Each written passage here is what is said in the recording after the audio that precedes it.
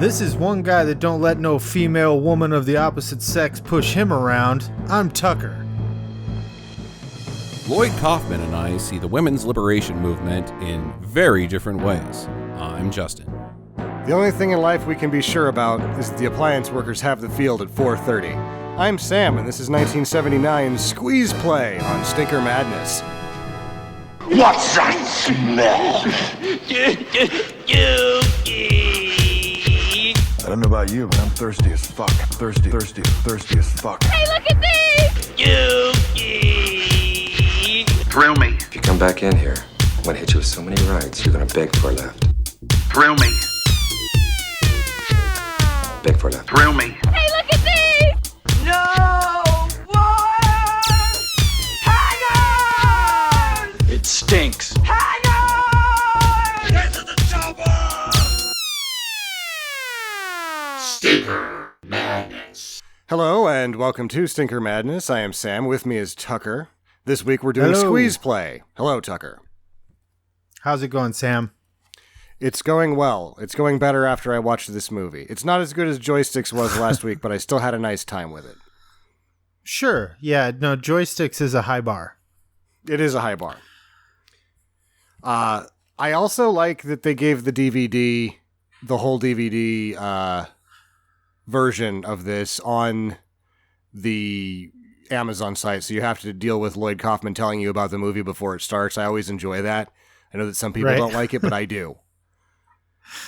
I enjoy it. He always gives you some behind-the-scenes tidbits on how they achieve some of the special effects and whatnot.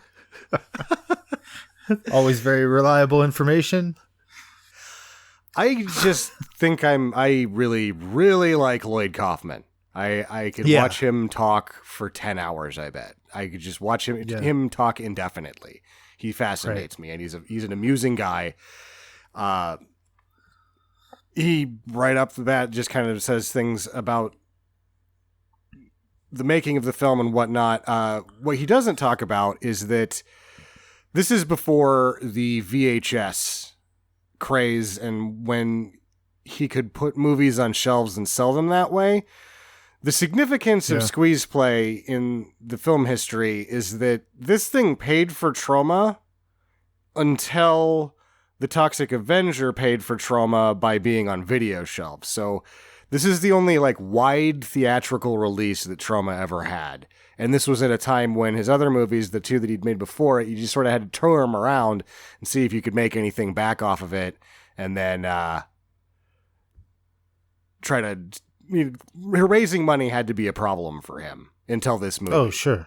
Yeah. And this made it to where he could kind of make his whatever movies whenever he wanted until the bottom drops out, at which point he makes The Toxic Avenger, but that sits on video shelves across America in every video store, and so that pays for the next 10 years of Trauma. Yeah. Thank God for The Toxic Avenger, huh? Yeah. I don't know. You a big Trauma fan? I like Lloyd Kaufman a lot. Yeah. Some of his movies I do not like. Mm-hmm. That one that he just made about the chicken restaurant. Poultrygeist? Poultrygeist? I laughed my ass off at Poultrygeist. It was really crude and made with consumer grade equipment, but it was still funny. So there's that. Yeah, I got to see that one in the cinema. Oh, did you? Yeah, that was a good time. I kind of enjoy Lloyd Kaufman's work in particular. Not every Trauma movie is for me, especially because they acquire a lot of movies and just distribute them. But the ones that feel like Trauma movies, I generally enjoy them on some level. But the Lloyd Kaufman ones are the main ones for me. Especially really liked his streak there with Tromeo and Juliet and Terra Firma and Citizen Toxie. I thought that was a good period for him. Is Citizen Toxic Avenger 4? Yeah. Yeah, that's my favorite one. I like the first one pretty well, but I like Citizen Toxie a lot. Yeah. I've also never seen any of the Toxic Avengers unedited. I've only seen them on USA. There was a real thing that for a long time, if you wanted to watch, because the used movie sales, like we were at the tail end of the VHS craze, so all of his movies got sold by the stores. So if you wanted a Troma film and it wasn't at the video, if the video store didn't keep them, you had to mail him a letter with money and he would send you the movie. You had to buy it directly from him. So I've never seen this because up until recently, I missed it when he put all the movies on YouTube and then I guess screwed up somehow and then YouTube kicked him off or whatever, which happened in like 2010. I missed this. But I've never seen this because for a long time, the only way that I could actually watch this is if I sent him a check to buy the movie. Right. That was the only way to see Squeeze Play. Yeah, I don't think I've ever seen Squeeze Play before. This is a first viewing for me. Well, let's get it. Do you have any more interesting tidbits about the film history other than the what he said where... This is a movie about women's liberation. That's what it's about. Also, it's the only women's lib movie. The first women's liberation movie and the only women's lib movie to have a wet t-shirt contest in it. Yep. That pretty much says it all, I guess. I don't. Roger Ebert apparently walked out of this movie. He said he only does that maybe once or twice a year. But he said at one point, one character pulled snot out of his nose and put it in a bully's beard, and he was done. Yeah. I have seen some gross shit. I have seen gross shit. I say gross shit. I'm a bit of a dirty comic. I can handle a lot. The length of that fake booger coming out of that man's nose before he stuck it to the other man's face, I actually screamed, "My God," out loud while I'm watching the movie. It was that fucking gross. Like, I can understand. I don't like it, though, when Roger Ebert says shit like that, because it's like, bitch, you wrote Beyond the Valley of the Dolls. You don't get to walk out of this one. I would not walk out on Beyond the Valley of the Dolls. Yeah, I know, but if you're the guy that wrote Beyond, he wrote Beyond the Valley of the Dolls. So if you're the guy that wrote that, you can't like walk out on a booger joke. You can't do that. No, I think it was the culmination of it. He also said that it, it was barely above a home movie quality wise, and he respected the cinema of Russ Meyer. Yeah, I guess so. Yeah. I thought that this was That's actually the thing about it, though. You watch like 500 movies a year. Sometimes you get a bad day, Yeah, I have you a all bad pissy, and you're right about it. It'll happen sometimes. We had that with Jackie every once in a while. She'd be just not really feeling it, so it didn't really matter what the movie show was. She was like, "That was stupid because you guys are stupid." I was like, okay, that's cool. All right. For $300,000, though, I just don't know. Like, I don't think anybody would have done better than this with $300,000 in New York in 1979. Maybe. I would say, I mean, I don't know about New York. I mean, I'm assuming it's New Jersey, right? If they shot in New Jersey. That's one of the things that he does to make that money stretch is go across the river so that you can still see New York and then pay New Jersey permit fees, which may have been nothing in 1979. Right. John Carpenter's Assault on Precinct 13 came out like a couple years before this on a budget of $200,000. Okay. So where'd he shoot that? You can do a lot better in Los Angeles. Okay. Yeah, you can. But you can do better. You can do better. But that wasn't really the objective.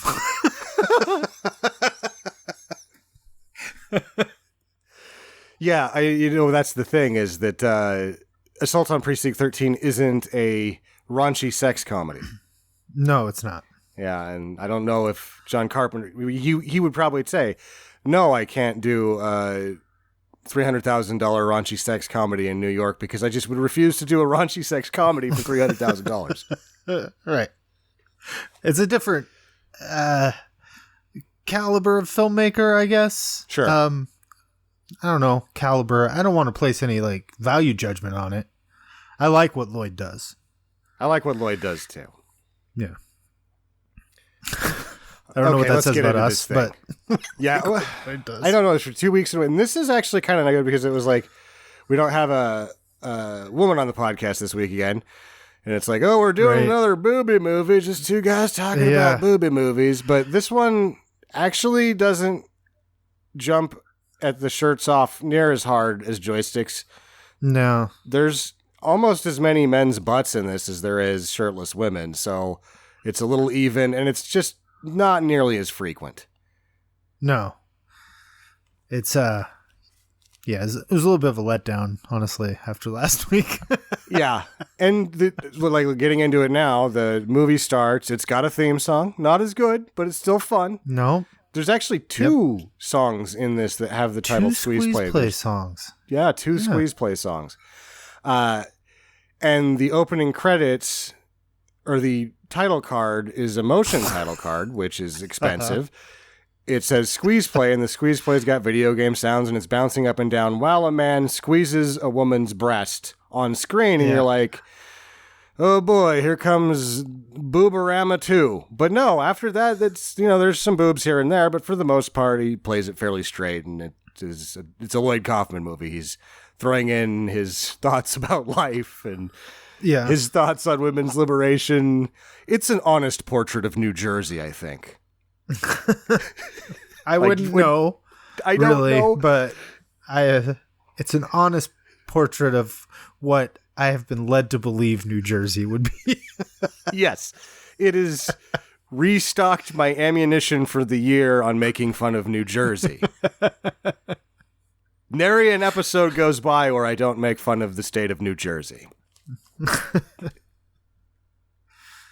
Oh man! Well, this will give you some fodder. Yeah, the theme song is over. You've seen some people. There's some sex. We first meet the black couple who doesn't have a name. Does the narrator start right in, or does he pop in later? The narrator is narrating right from the beginning of the film, even though it turns out that he's like before the credits even. It's just like Dogma 95 style. It's actually diegetic sound almost, because you think he's a narrator, but there's just some cutaway shots that you're actually watching cutaways from the main action, which is already at the softball game. So you can see all the people trying to get ready for the softball. He's telling you all about Somerton or Spring Beaver, New Jersey, or wherever the hell this is. Whatever it's called. It's the Serta Mattress Factory, apparently. Town that everyone works at the Serta Mattress Factory. Or the appliance company that has the field at 4:30. But you get all of these... the little montage of the men that play on the softball team, and the announcer is actually at the game telling you this while you're in the stands, and that the Appliance Workers Softball League has a play-by-play man. This is elaborate. Like, at first I was like, well, these are going to be like teenagers playing softball. This can be a raunchy teen sex comedy. No, these are grown adults, and they're like treating it as if they're like on a pro ball club. They're like it's their careers. And I'm like, is there real money in softball in this area in New Jersey? I guess it's just something to do that's not building or manufacturing mattresses. I guess, but it seems to dominate all their time. It seems to dominate the city or the town. Yeah. It's just mattresses, softball, and the newspaper has headlines about the Mattress Workers Softball League. It's all that's going on. We see newspaper clips. Like an old man kept a clip of when he hit the game-winning home run of the Mattress Workers Softball League. It made the newspaper. The glory days. Yeah. I played softball, and there wasn't a play-by-play guy. You didn't get to it be in the newspaper. Nothing like that. Uh-huh.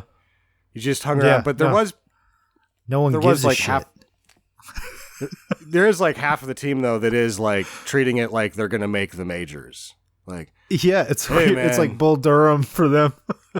we got to get you up for this one. We got to get you up. Get that back going. I'm like, I am here to drink beer, you fucking asshole. Also, I'm twice as good at this, and I'm drunk. You're taking it seriously. It's all that guy has. It's all Wes has, you know? Yeah.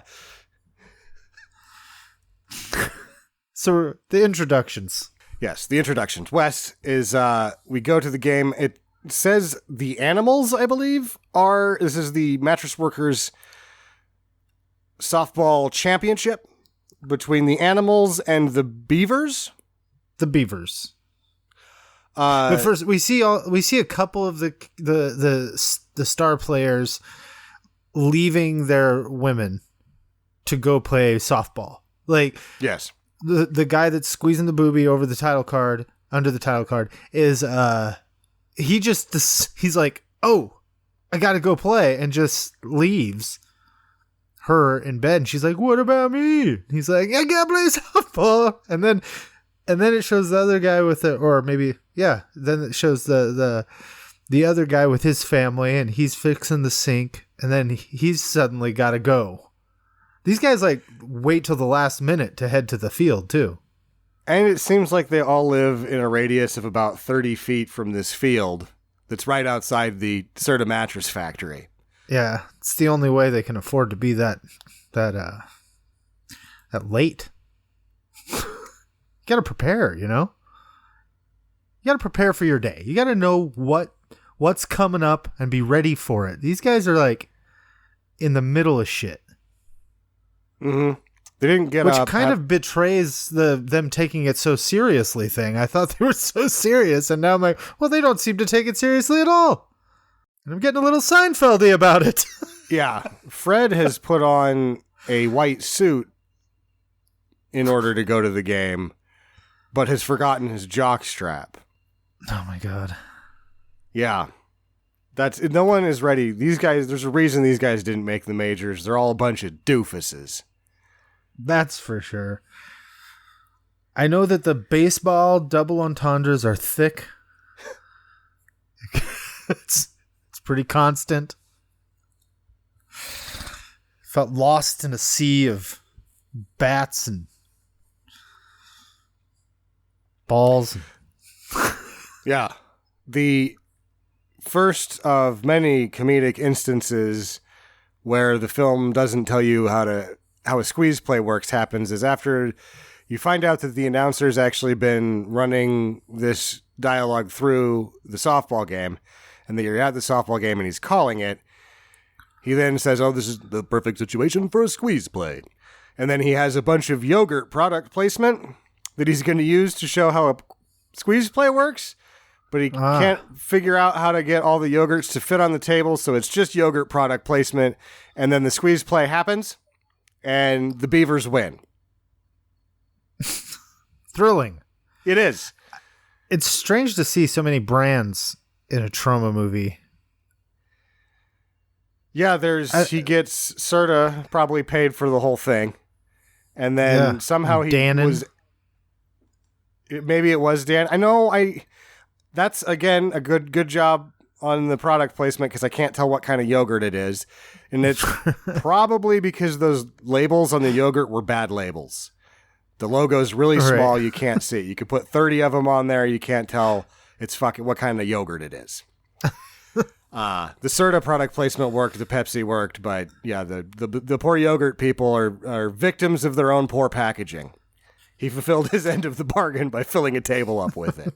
Right. The yogurt people are pissed.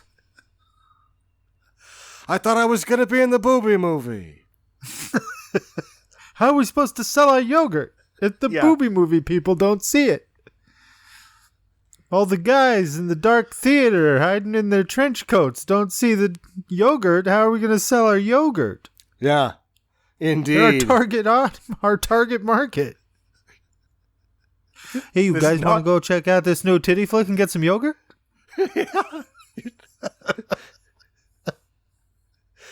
Yep. The yogurt target market is it. Go get some beers and, yogurts. They have it at every bar. Guess so. Guys just eating yogurt. What are you going to do today? I'm going to go cut down a tree and then have a yogurt. But take it easy on the yogurt.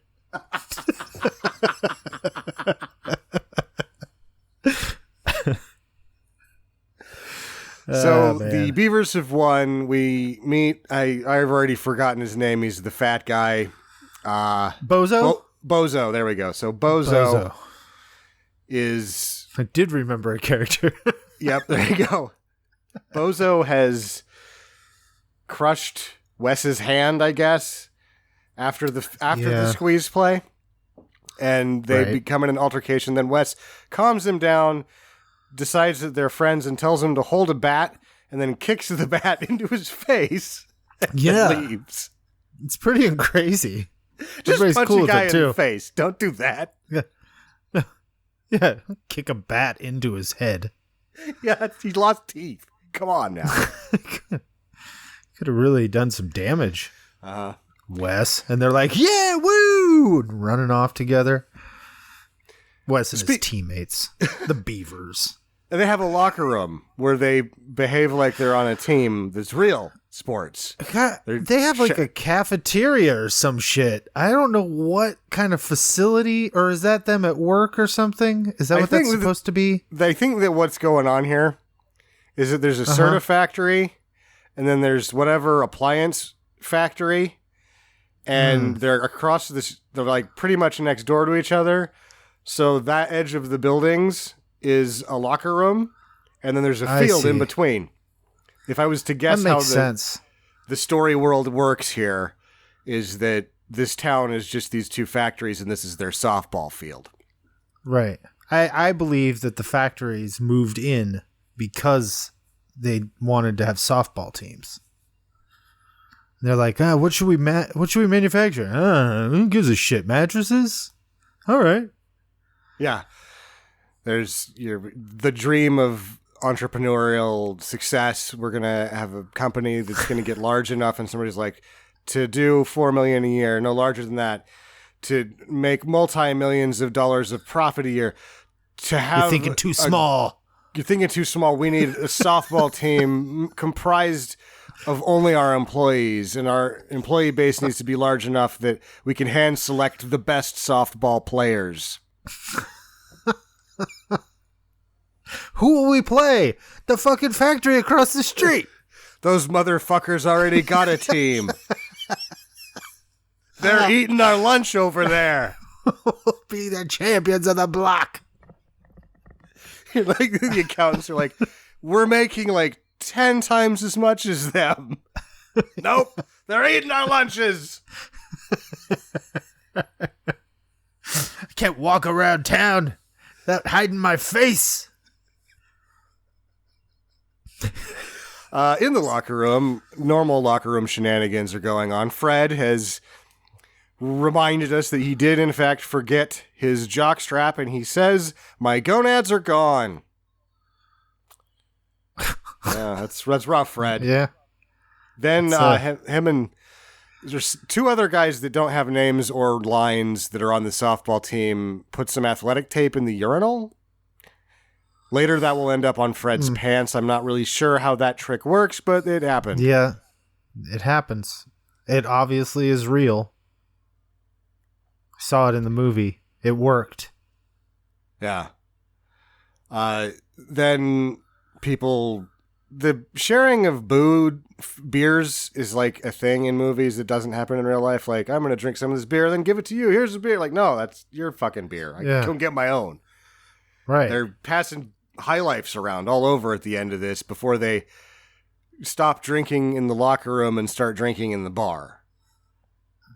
Yeah, it's odd behavior.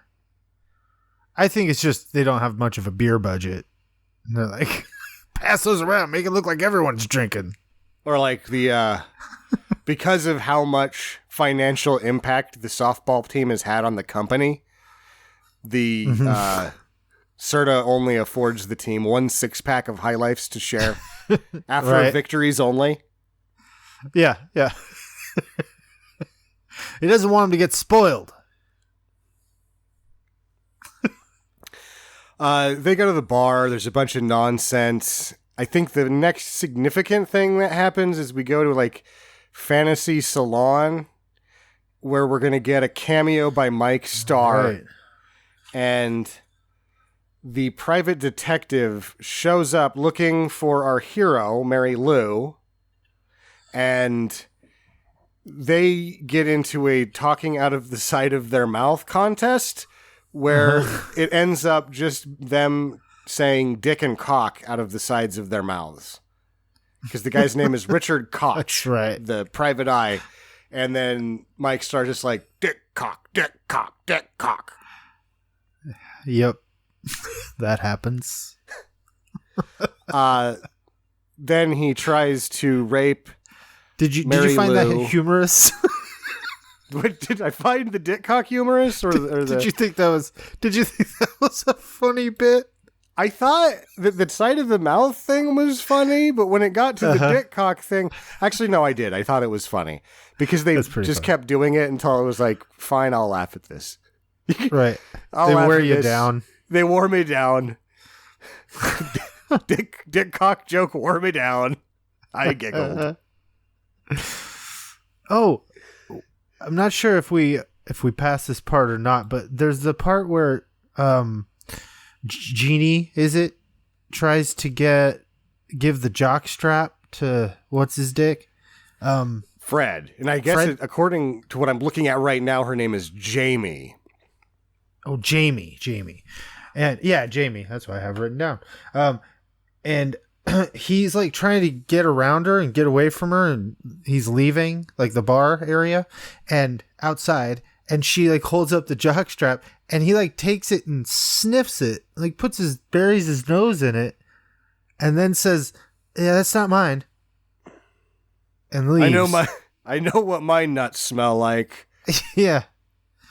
Would have been interesting if he could have identified whose it was. Yeah. Well, no, he doesn't know whose it is because it's been cleaned. And there's no traces. Jamie is very domestically inclined, and there are no traces of ball scent left on that jock strap, thereby ruining it. Ah, damn it, Jamie. When I played lacrosse in college, you're supposed to wear a jock strap and a cup, and they make you do a cup check. And it's the most outrageously ridiculous thing where you hold your stick up and the bottom of your stick has to be even with your cup. And the referee goes by and pushes on your stick so that he can hear them click against the cups. Oh, wow. And then in plain sight, after it happens, everyone reaches in their pants, pulls the cup out and throws them over their shoulders. Huh. Because you can't run in a cup. It sucks. Nobody wears one. Ah. But so it's just a little pageantry you guys go through. I to this day think it's the most ridiculous thing because they are watching us not wear them, but we're going through the rigmarole of the rules only to break them in plain sight. It's so dumb. And they turn a blind eye to your insolence. Mary Lou works at a salon. Mike Starr owns it. He goes back and says, "Oh, there's a guy looking for you. Now you have to have sex with me." So she punches him in the balls and leaves in her nightgown. Why is she wearing a nightgown? I'm not sure. I was wondering the same thing. I felt like I'd missed something. Is it because she's changing in the back room, right? But she's changing into a nightgown. Why? Why is she changing from her work clothes into a nightgown? I don't know.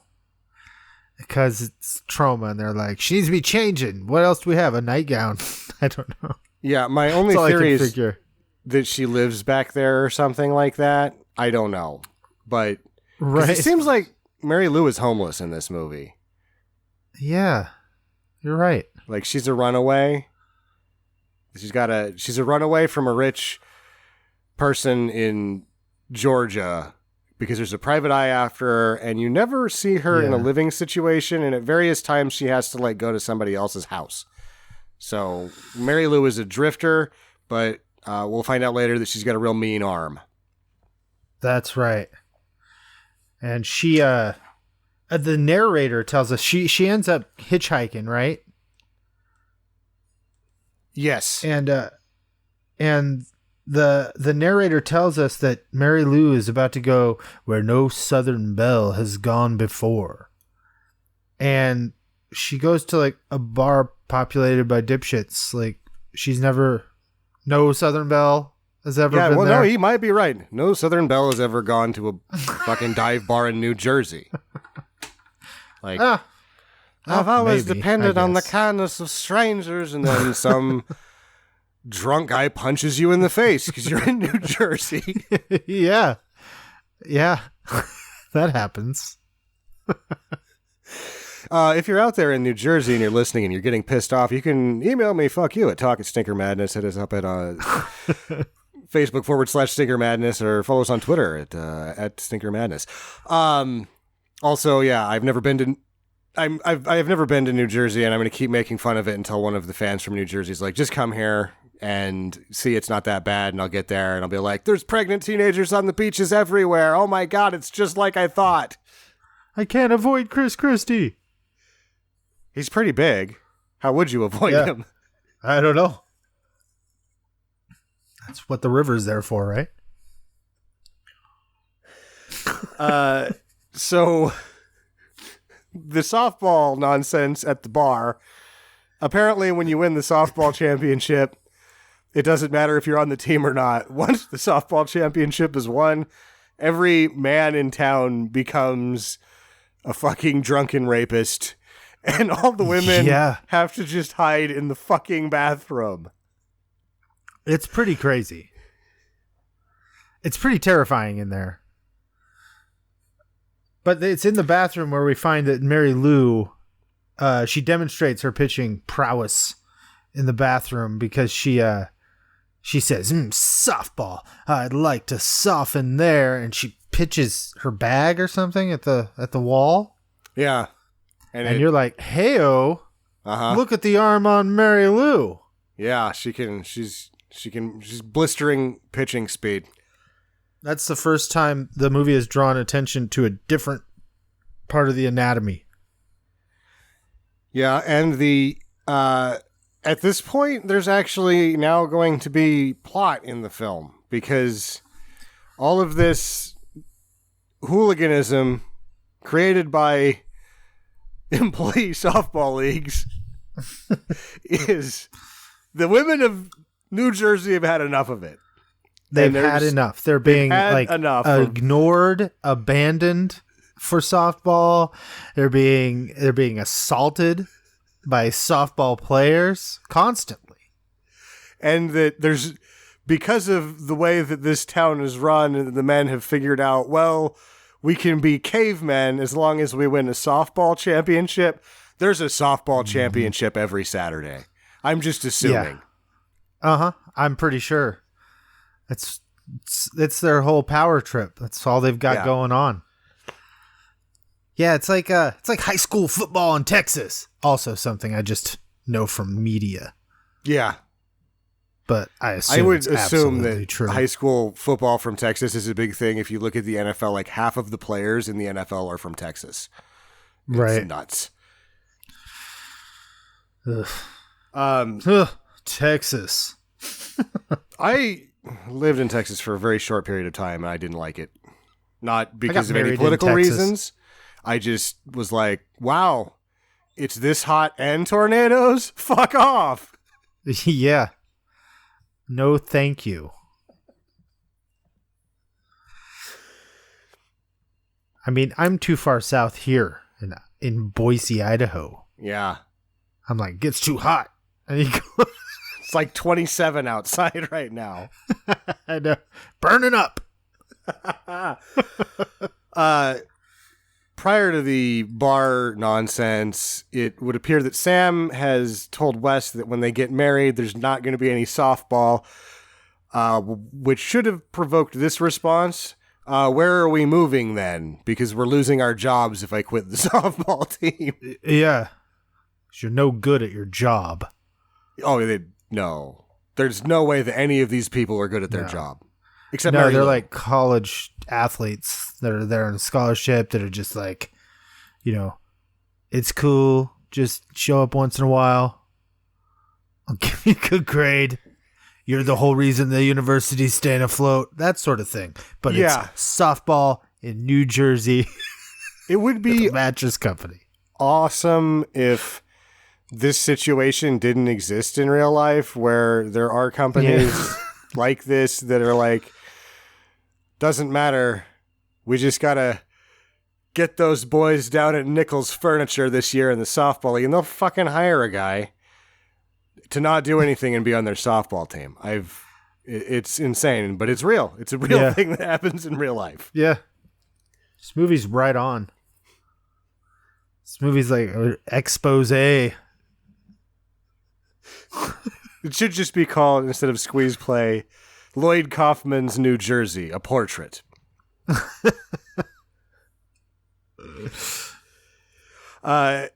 Anyway, there's talk of, we'll get a woman on the softball team and then that'll fix everything, which it won't. And all the guys are like, yeah, right. Yeah. But one guy is like, oh, what if she's good? The pitcher. Yeah. He's like, what if she's good? He's also the guy in the band. Did you notice him playing the guitar? Oh. He was I didn't not notice it was the same guy. He was worse at pretending to play guitar than the first woman in Joysticks was at pretending to play video games. Yeah, it's weird watching that band. Like, just holding the guitar. Oddly enough, though, he looks more natural holding a guitar than Steven Seagal does, who actually plays the guitar. Steven Seagal doesn't look natural doing anything anymore because he's just a ball of lard and just for men. Mm-hmm. His sideburns have been so just for men that they're just Brillo pads now. Just go gray. It's way better than being that gross. But, he has to get exponentially more absurd every year.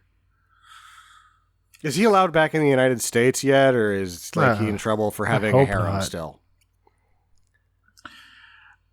I would hope he's still in trouble for having a harem, Sam. Yeah, I would hope that the sex trafficking thing would catch up to him at some point. But there's not a lot of accountability in the world, so who knows? Who knows? At least Kelly LeBrock divorced him way after it was too late. Like, really? Yeah. You stayed married to a guy that employed a team of blowjob secretaries? Ugh. My God. Jesus. I mean, I feel like it's one of those things where you feel like you should have been able to call it from the get-go with that guy. But everybody gives everybody the benefit of the doubt, They're like, sure, that guy looks like a piece of shit, but he's cool. The little boys seem to dig his movies, so it's all right. The first 5, anyway. Yeah. Someone's watching the next 40. Yeah. Well, I mean, the next 40 are pretty hilarious for all the wrong reasons, but Belly of the Beast is something else. Oh, there's some good ones. There's some good ones for sure. So they're going to put Mary Lou in a tryout for the softball team. Oh, and this, I'm skipping ahead to that where, there's like some lingerie, like there's a Hubba Hubba hustle that happens where Sam pumps Wes for information about softball beforehand in lingerie. And then he tells her what a squeeze play is, kind of. And she's like, okay, I know everything about baseball now. And then gives him a blowjob. That happens. That does Women's happen. lib. Which people are they that the guy's on the forklift and she's standing on the forks of the forklift and he asks her to go out with him and she says yes? Do you remember who those characters were? Yeah, so he's like, woo! And it just guns it and just flying through the warehouse until finally he stops because someone else is moving something and she goes flying through the air. Yeah, and then she's like, 30 that's feet. okay. Yeah. It's a good thing we work at a mattress factory. What a soft landing this Serta dream rest. So stupid. And then there's the girl and the guy making out on the beach, and the girl suddenly says, "What kind of girl do you think I am?" And then she reaches down and finds a fish inside the bottoms of her swimsuit. Yeah. And they're not even near the water, by the way. And she throws it, and it hits another woman in like her belly, and she screeches and turns and slaps the guy that she's with. Uh-huh. And then goes back to the first couple, and the girl's like, "Sorry about that." And he's like, "Okay." And then they go back to make it out.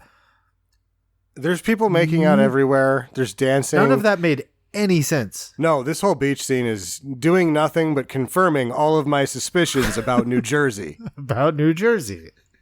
New Jersey is nonsense. That's what we're learning.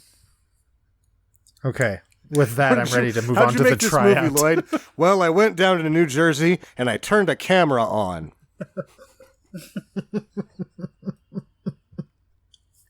I'm starting to think that like Tatooine is based on New Jersey.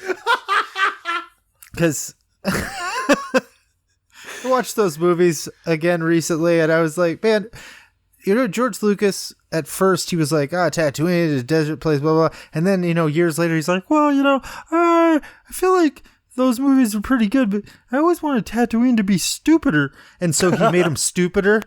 And then, like, just every time you go back there, it's stupider and stupider. Except for The Mandalorian. Yeah, it gets less stupid when The Mandalorian happens. But yes, you're right. Every time you go, some remnants of the stupid, though. It's got those fucking droids those mechanic droids are awful, and anything that survived from the prequels and special editions is pretty bad. Yeah, it does. It's like, yeah, we'll keep these jokes that may be funny to a 3-year-old. Maybe. Right. You know how we pandered to them so much before. Anyway, yeah, New Jersey in these movies is like Tatooine in Star Wars. Mary Lou's not dead, and she tries out for the softball team. Wearing a dress. Turns out she can hit better than everybody on the men's team. Pitches twice as fast as the pitcher. So they group up and start molesting her. Welcome to New Jersey. But Buddy... She is so good that she makes like the janitor or whoever he was make like a double take at his booze. He can't believe what he's seeing in her tryout. This is before all the near rape. Yeah, he's like, is this Viper from Street Trash? Am I not melting yet? Been trying to die for years now, just to get out of this damn mattress factory. So they molest her, and then before she's fully raped, Buddy comes in and kicks the shit out of all of his friends. And then she runs screaming, and eventually, I guess, Sam just decides, well, we're going to have our own softball team. Yeah. And now the plot of the movie really is really emasculating to the men. Like, these women starting their own softball team just, like, cuts their dicks right off. Cuts their dicks right off, even though softball is a women's sport. Right. And we get a great girl softball montage. I loved the montage with the old Drunky McDrunkerson, the janitor, who still has a job drinking all day because of that home run that he hit. Yeah. Take that, appliance workers. You sons of bitches. Fuckers down at the Kenmore plant. Sure, they're making more money than us, but we kicked their ass this year. Yeah, he mentors the girls. Meanwhile, the Kenmore people have just as much dead weight around their building off of big plays. These places are all going to just fail. As soon as the softball gravy train stops, these companies are going out of business. Oh, and the song is something about like, I can tell you freedom's coming, but I don't know when. That's the... is this the Squeeze Play 2 song? What? Is this the second Squeeze Play song that happens Or is the montage is like a... The montage is a different the song. montage... Yeah, it's I can tell you freedom's coming, but I don't know when. The squeeze play is the band, or there's one over the credits, and then the band is playing a different squeeze play song at the bar. There is, because I watched the credits, there is at least 2 squeeze play songs. This song that's playing over the montage of the women learning to play softball sounds like something off of Fleetwood Mac's Bear Trees album in that middle incarnation of Fleetwood Mac that everybody forgets about. I'm unfamiliar with that, but now I'm going to check it out. It sounds like my favorite period of Fleetwood Mac. My favorite Fleetwood Mac album is Bear Trees. That's the one that has sentimental, gentle wind. That one. That'll number don't know it. All right. Don't know it. But let's see. They name themselves the Beaverettes. Yeah. Sam at one point pumps Wes for more information and then unengages him by taking off the ring and then ties him to his own table naked and then puts on some clown kid music. The neighbors see him humping a table. Yeah, she leaves the door open. And then, of course, the landlady comes in with some people saying, "Oh, and everyone's so quiet and respectful." Oh, boy. Except for the naked guy tied to his table. He's not really being that loud, and he's not being disrespectful to anyone other than that table. Really giving that table the business from the looks of it. That's true. He probably should have immediately been like, "Could you please close the door?" But he just stands there. Oh, boy. Yeah, this is the only thing that makes me wonder about, because I would think that in New Jersey, these people that are taking a tour of the apartment complex would see this and then just walk in and start hanging out with that guy that's chained to the table naked. They have a nice conversation about the Jets sucking, and then they leave, but they leave the man tied to the table, and you're like, wow, New Jersey. Yeah. They ask him about the neighborhood. The school. Got any weirdos districts. living around here? Got any weirdos you want to tell me about? He's like, nah, everyone's pretty great. Watch out for that guy Bozo, but other than that, it's all good. There's some lady at the end of the apartment complex that I saw reading books. I got my eye on her, but everybody else seems all right. Yeah. Oh, man. So the next thing I have is the wet t-shirt contest. Yeah, so they've decided they've montaged, they have a team, they're the Beaverettes, and now the game is on the next day, so they go to the bar for the wet t-shirt contest. Prior to the wet t-shirt contest is what caused Roger Ebert to walk out of the theater. Right. The 4-inch... snot in the beard. It's just a weird thing besides being gross. Like, I can... you want me to pick a winner? He says that. Pick a winner. And then he pulls out a giant fake booger, but you can't tell because the camera's not very good and it's dark. So it just looks like he pulls out a 4-inch loogie from his nose and then sticks it right on the guy's chin. Like, oh my God, that's so gross. Yeah, that's pretty fucked up. It is. And then a couple minutes later, a woman takes some popcorn and shoves it up a guy's nose, and then he gives it the Yoki squeeze and shoots that popcorn into her mouth, and she doesn't spit it out. No, I'm afraid she's choking on it for a second, and then he cuts away. She's wanting more. I'm like, oh my God. There's New something Jersey. wrong with these people.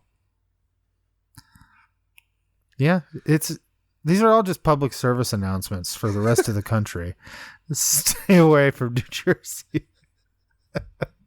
It's filled with toxic waste and gross booger shit.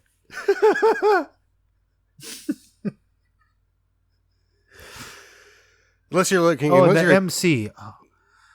The guy hosting the wet t-shirt contest. This guy. He's just laying out some racist jokes, and he did one at one point. He says, did you hear about the rabbi that went into the monastery? He came out a schmunk. Oh, that's bad. That's really bad. That's some quality writing. It's as bad as last week's Marcy Darcy. Mercy Darcy. So they have a wet t-shirt contest. It's a whole thing. It's really long, but it's not really a lot of boobs for how long it is. It's a lot of filler right here. True. You know, this isn't a long movie, but I feel like he still could have cut a good 50 minutes out of it. Yeah. No, I think that's one of the things that, I love Lloyd probably. Kaufman. I love listening to him. I love watching him. When I watch his movies, I'm like, you stretched a 70-page script to 90 minutes, and you could have ripped out 30 pages. They're pretty much all like this. And I don't hate them. I like it. And your filler's good, Lloyd. You keep doing you. I like your filler. Yeah. It's fine. The filler here is that Jamie and Fred fall in love, and she falls over after her t-shirt's super wet, and then he apparently ejaculates with a bottle of beer. Yeah. That's a pretty good part. It's a pretty good gag they worked up there. They're like, I know, beer kind of foams out when you shake it up. What if he sees boobs? Uh-huh. And he sprays his beer all over. He's holding it like it's his dick. What? Brilliant! Had this genius idea.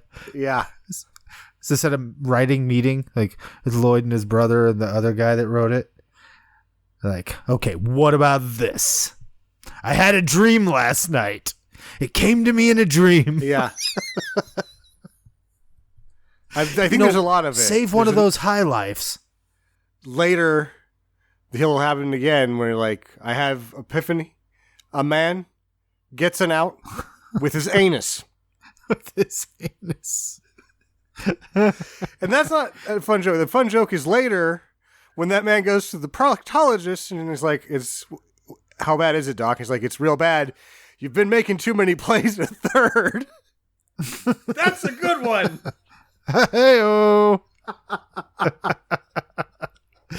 The baseball jokes just keep on a-coming.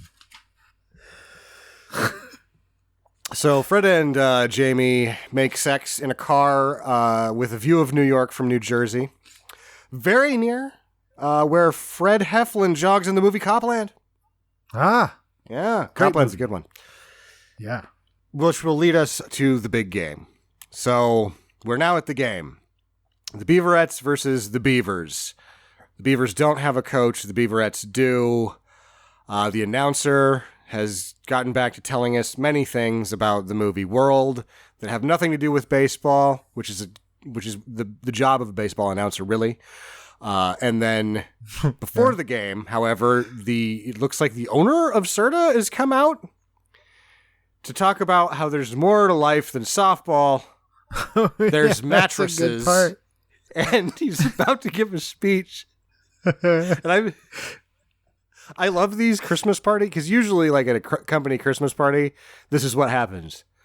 You're all great here, but we got to just talk about these mattresses. Yeah. No, right. We don't. We just don't. We all know about the mattresses. But yeah, they just take the field as soon as he starts talking, remove all his props. He finishes his speech, but he doesn't have a microphone or a table anymore. Yeah.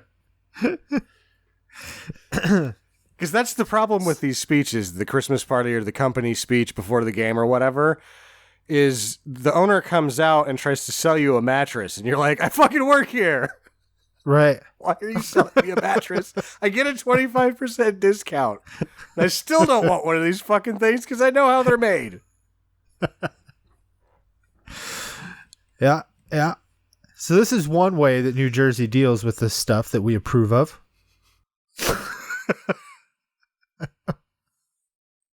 New Jersey cuts through the bullshit. That's good. But first thing I've noted about this game is when the catcher, I guess Bozo, punches the lady batter. Yeah? Yeah, just there's a lot of lady punching. Mary Lou gets punched in the face twice. Yeah. She gets punched in the face by Fred, and then later she gets punched in the face by Richard Koch. Dick Cock. Dick Cock. It's so funny. Right, We're still telling the joke. I wrote a couple lines down. Okay. Out of context. Here's one. Keep your dirty mouth off my husband's balls. That's a good line. Yeah? And then, my signals are straight, fart face. My signals are straight, fart face was a good one because he delivers it while he's already throwing punches. That you're that mad that you can throw punches, but you're going to call somebody a fart face. Fart face. I did read that Lloyd had to do a number of things to get this down to an R. Like where you're saying he could cut it more, like he had to cut a lot. And there's a lot of voiceover work throughout this whole movie that is like, let's get this down to an R. Oh, man. Yeah, that's tragic. I want to see the uncut. I want to see the first cut. Want to see I think it's just called Jersey Shore on MTV. First 2 seasons. Right, you can see it. Same drunk content. people, drunk men and women punching each other in the face. Oh, okay. Guess I missed that. I didn't know that was a trauma show. Did you catch when the announcer talks about Mary Lou's pitching style? And he says that she used to play softball by day and was in like some version of the Rockettes by night, and somehow those two things merged to give her signature pitching style. Something, but what I'm finding strikingly odd is that I'm a huge Dodgers fan. I'm a big Clayton Kershaw guy. He does the double kick. I'm like, where do you even come up with that? She does the double kick in this movie. There's no way in hell that Clayton Kershaw started the double kick because he saw Squeeze play when he was a kid. I just can't believe it. That's what it is. That's what happened. Or that somebody else did a double kick back in the day and they're both doing the double kick because of it, but her double kick is better than his. His is sort of a weird thing. Was he in the Rockettes? No, he's on the Dodgers. But he was never a Rockette? I can't say that for certain. It could I can't say that he wasn't part of the Twin Falls dance force because I saw one of those windbreakers in a thrift store and I was like, whoa, Twin Falls has a dance force? Whoa. Not a team Force of to be reckoned with. Yeah. Since that's amazing. We should book them for something. Twin Falls Dance Force still a thing? Yeah. We're going to book them for something. Sorry, they already got booked for Grand Theft Auto.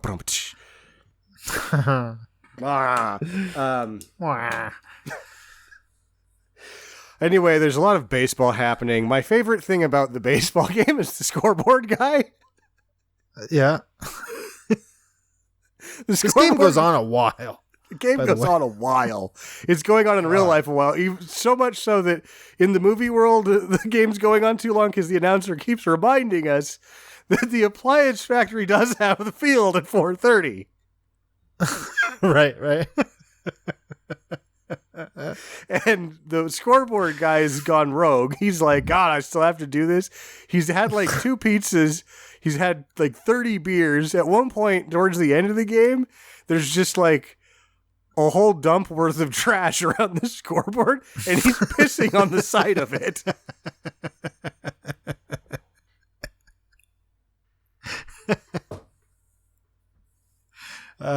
He's kind of like, what's his name in Joysticks at his video game. Yeah. Except maybe not as skilled. No, Dorfus doesn't piss on the machine. Dorfus. No. This guy's watering down the thing that he has to deal with. It's like, I'm so drunk, full of pizza. Fuck it, I'm just gonna piss on the scoreboard. I like there's a heavier girl on the team, and she gets shit on the whole time, and she gets like taken off the stage at the wet t-shirt contest. Like someone comes up and is like, "Nah, not you." And takes her off and all this. So I like at the end that she gets a hit and she kicks every ass on her way around the bases. Yeah, she does. Just She punches every person she comes in contact with. This is a dirty game. She punches Fred in the face because he's the catcher. And earlier in the game, when he's trying to hit, she punches him in the balls before he can swing it. And he gets struck out. And he's like, what the fuck? She just punched me in the balls. And the ref's like, I didn't see it. Yeah. She's pretty good. She's pretty good at baseball. This is a really tight game. And it's going to culminate with a lot of domestic problems or problems with those in domestic relationships within the film, that everybody on both sides of this is almost married to each other or married to each other. And they're now they've had their spat. Now they're tossing each other meatballs, according to the announcer. And the game itself, the integrity of baseball has been compromised by this. Right. The seventh inning stretch happens. And they get into their full screaming match about everything that sucks, but then they all make up. The funniest part about this is that everyone's fighting with each other. Every husband and wife in the stands is fighting. And even the umpires are yelling at each other about bad calls that they each made. And it's like, why are you guys fighting? That's awesome. You're just caught up in the moment, you know? It's New Jersey. There's a lot of negative energy flying around.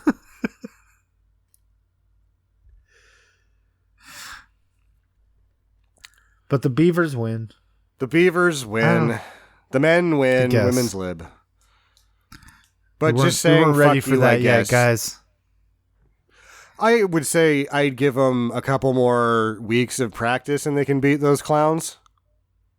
Oh, easy. Because really all that needs to happen is that Mary Lou just needs to get her pitch up to shape where she can, throw about 60 of them and then she'll just strike all of them out. They won't get any runs. Yeah. Yep. Yeah, I have faith the Beaverettes are going to go on to great success. No, they're not. But they all go to the beach. Disband? They disband, don't they? Yeah. Don't they kind of we're going to let you boys play? No, I think that they all have special New Jersey nights and they're all pregnant the next day. Ah. That's more likely. Everybody wins. Yay! And then there's like 85 minutes of credits. 85, yeah. Gets this thing up all the way up to 90. We forgot about the ice cream RBI. There is a guy with an ice cream, and he's staring at his watch. And there's two shots of this man holding an ice cream staring at his watch. And you're like, what is this guy? And why is he staring at his watch? And eventually, one of the foul balls lands in his ice... Or no, it's not a foul. It's an RBI. That's why I wrote down ice cream RBI. It lands in his ice cream, and they score a run. I would imagine it's a home run, maybe a two-runner, but he's watching his watch like, is it time for a baseball to fall in my ice cream? Yeah. He's like, this thing's going to melt if it doesn't get here soon. Yeah. I can't figure any other reason why he'd be staring at his watch. No, it doesn't make any damn sense, Sam. It's just there to be like, look out, he's got an ice cream. Uh-oh, here comes a ball. Yeah. It's all pretty simple, I suppose. But I do have a question about this. If we're at the question portion of this.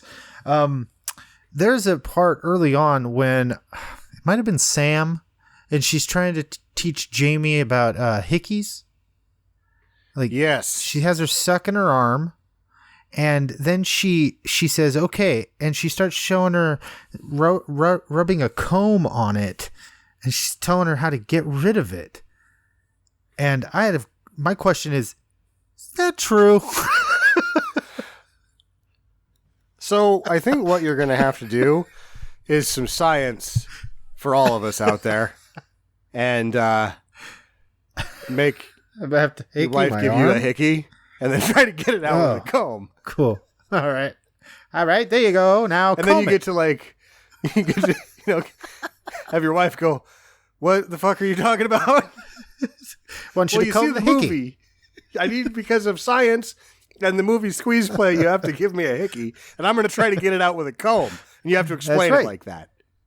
Yeah. I got to tell the people what happened. They're expecting answers.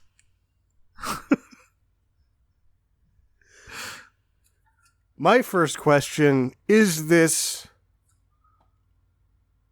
a women's lib movement film? Really?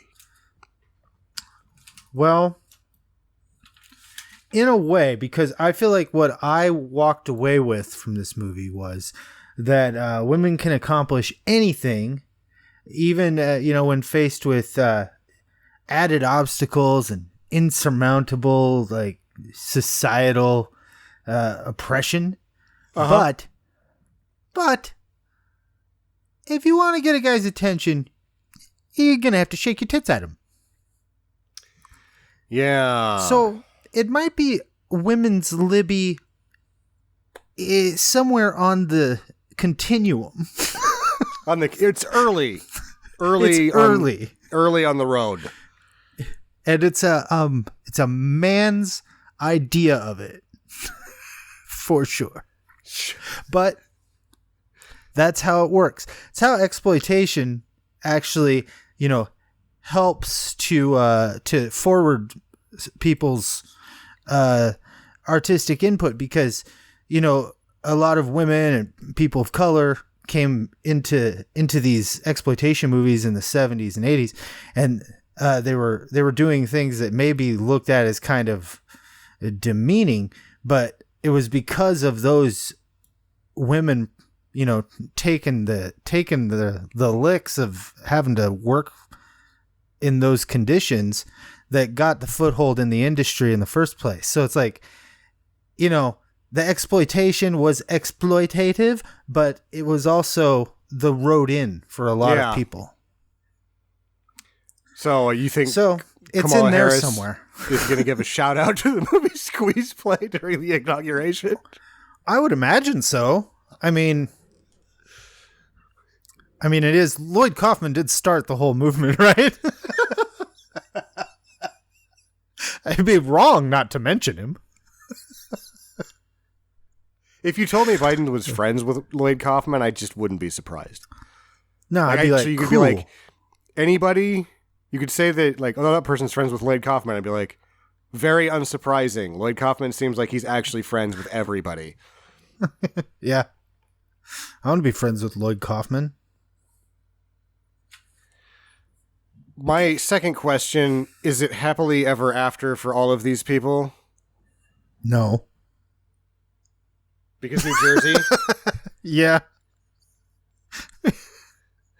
Because New Jersey. When the bottom drops out of the mattress market. Yeah. All of these people Once people actually get over softball.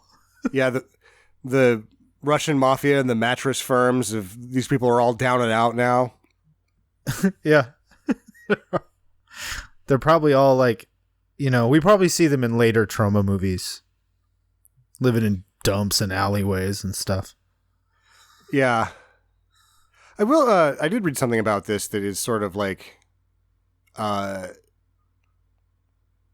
of a cool Lloyd Kaufman thing, is that the actress Melissa Michelson that played Mary Lou was supposed to do a nude scene, and when they started shooting it, she decided that she just didn't want to do it, and he was like, that's fine. Which never happens. If usually, like, if you promise the goods and you either get fired, it's a whole huge thing. Like it's something that would normally create chaos on a movie set, and Kaufman's just like, oh, if you're not comfortable with it, that's okay. Oh, well, that's good. Yeah. Nobody else does that shit. No. Try to do that with Brett Ratner. What do you think would happen there? Brett Ratner. Oh, man. That guy's a douche. Yeah. I saw his student film that he sent to Spielberg, and I was appalled by it. I was appalled that Spielberg would see it and go, yeah, this guy can make movies. Did Spielberg let him make movies? Spielberg wrote him a check for $300,000 or something like that right after that, and then he was working for him afterwards. It's just like, it was one of the worst, having gone and having to, teach the editing labs in college and seeing volumes, it was worse than the worst free films that were made on video at Boise State, and it cost him like $25,000 to put this thing together. It was awful. Wow. Well, I don't doubt it. And it sounds like he's a real son of a bitch, too. That's what I hear. Boy, you'd never know it. Yeah, you look never at know his films or the way he presents himself. I haven't seen the Rush Hour movies since they came out. I don't imagine they've held up to time very well. I probably not. I think I only saw the first one, but isn't there like 4? Probably. Yeah. Jackie Chan's so charming he can kind of carry everything, but ugh. Yeah, but I feel like there's so much Jackie Chan to choose from. Well, I'd rather watch other Jackie Chan. I'd rather watch movies that he makes. Right. His movies are better. Yeah, if I'm going to do that, that's where I'm going. Okay, final recommendations on Squeeze Play. Go ahead. I mean, listen, does it sound like you'd enjoy Squeeze Play? Then you should watch it. If it's really the only way to recommend this movie, I think, because it's not great. It's no joysticks. I'm not going to be like, you guys should all see this because I'm pretty sure you're going to at least be flabbergasted and entertained the whole time. This one's got some, it can take a while and it can take some energy out of you if you're not invested in bad shit. I think if you like Lloyd Kaufman, definitely do this because this is one of his sort of early and it's pure Kaufman business. For $3.99 though, I'm not sure. It's expensive. That's a spendy If you want one. to buy it on Amazon, it's $20. Yeah, you could buy it from him probably on DVD for $15. I actually looked and I don't think it's it's out of print. God damn it, Lloyd. He's very budget conscious. When he gets enough checks, he'll run another batch, I'm sure. I'm sure it'll That's how be he back. operates. Yeah. Yeah, movies are like roaches. I think it's pop back up. If this was if you had access to it for free or as part of one of your other streaming services, it's an absolute do. In that case, $3.99. Sure. I don't know about it. Like, I liked it. I'm glad I spent $3.99 on it because I've wanted to see it forever, and I liked it. But $4 is kind of steep. Me too. I agree with you. We've got a double wishy-washy sort of do. I did not like this movie very much. I thought it was tedious and not funny in any way. I think that this is a hard pass. It's not that I hated it. It just isn't quite what Class of 1984 or The Toxic Avenger is by any means. So you can skip it. Yeah. If $4 means nothing to you and you like crap like this, check it out! If you want nonsense and boobs everywhere, just watch Joysticks again. Absolutely. Yeah. That one's free right now, so. Well, I think that about does it. For Justin and Jackie, I'm Sam. That is Tucker, and get to the chopper!